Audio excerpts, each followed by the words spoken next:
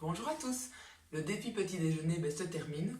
Je terminerai demain par une petite recette de pancake. Alors maintenant je voulais quand même vous expliquer la raison pour laquelle j'ai insisté comme ça sur un bon petit déjeuner et pour quelle raison j'ai fait autant de propositions.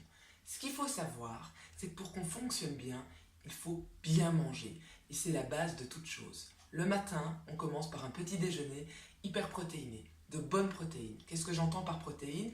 Pas spécialement de la viande, etc.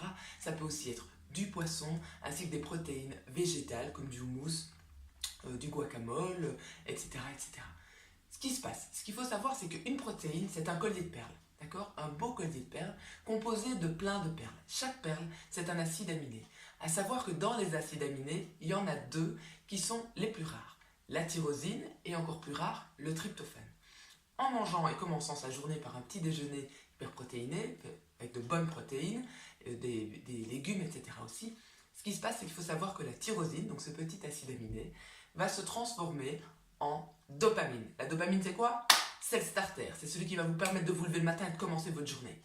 Ensuite, la dopamine va se transformer en noradrénaline, qui va vous permettre de rester concentré, attentif, ce dont on a besoin toute une partie de la journée.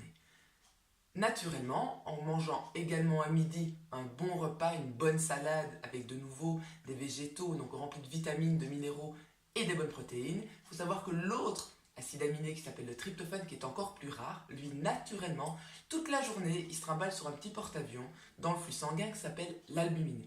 Et comme je vous dis, naturellement, vers 17h, il va essayer de migrer au niveau du cerveau et essayer de traverser la barrière hémato-encéphalique. Pour lui donner un petit coup de pouce, ce qu'on va faire, c'est qu'on va manger un petit goûter glucidique vers 16h30, 17h, ce qui va permettre d'attirer les autres acides aminés vers les muscles, ainsi laisser libre champ au tryptophane pour passer cette barrière hémato-encéphalique et pour pénétrer dans le cerveau et se transformer en sérotonine.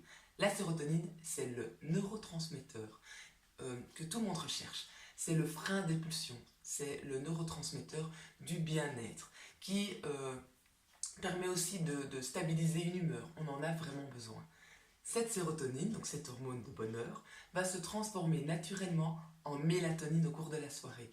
Et la mélatonine, elle vous permettra de trouver un sommeil plus facilement, un sommeil qui ne sera pas entrecoupé, et alors que vous puissiez passer une bonne nuit.